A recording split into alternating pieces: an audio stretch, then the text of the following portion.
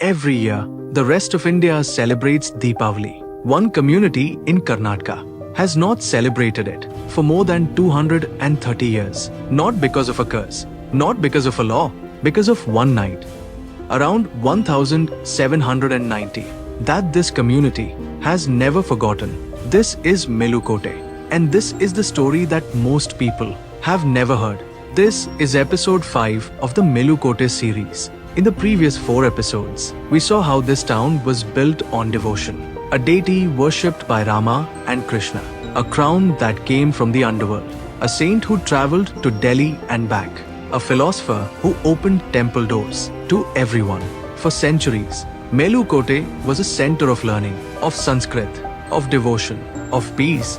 The Mandayam Iyengars community had settled here after following Ramanujacharya from Tamil Nadu.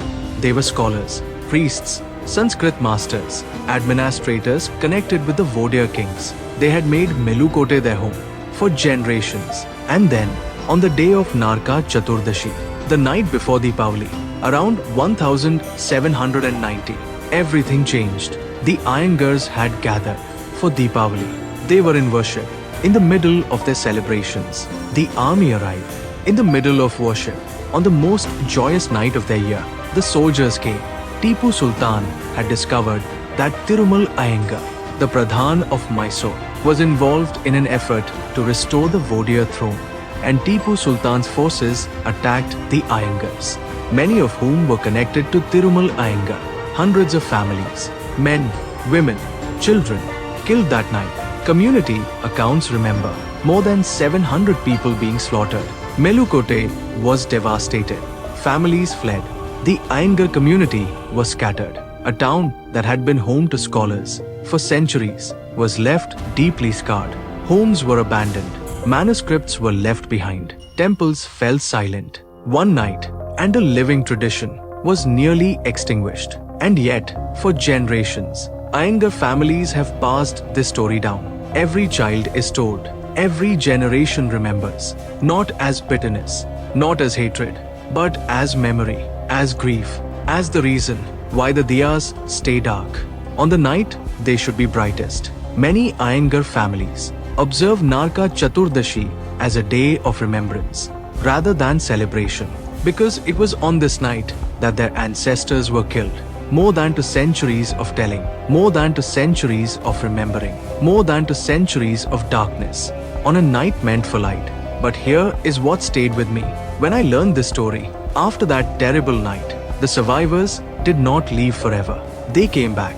Those who escaped the massacre scattered to places like Nagamangala, Mandya, and other parts of the region. And over time, their descendants returned to Melukote. They came back to the same town, to the same temples, to the same sacred traditions.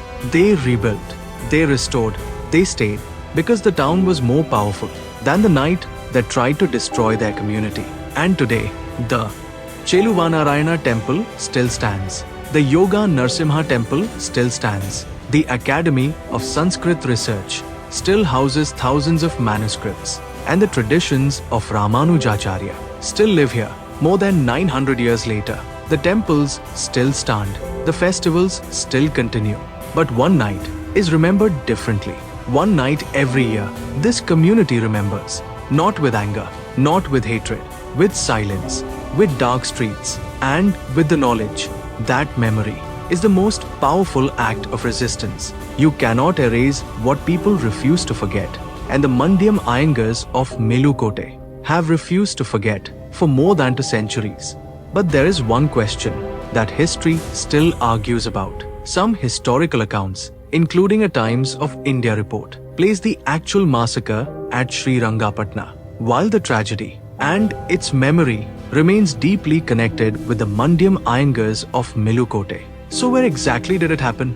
Melukote? Srirangapatna? I leave that question to you, because whatever the exact location, one thing survived: the memory. And for more than 2 centuries, they refuse to let it disappear. And if you're planning to visit Melukote, I've also created a complete Melukote itinerary with all the important places you should visit and video description, so you can know what each place is about before you reach there. You can get the itinerary absolutely free. Just go to the link in my bio and tap on Get Your Itinerary. Follow Journey Jodi. Episode 6, the final episode, will show you how to visit Melukote and what you will find there today. There is a community that has kept one night dark for more than 2 centuries.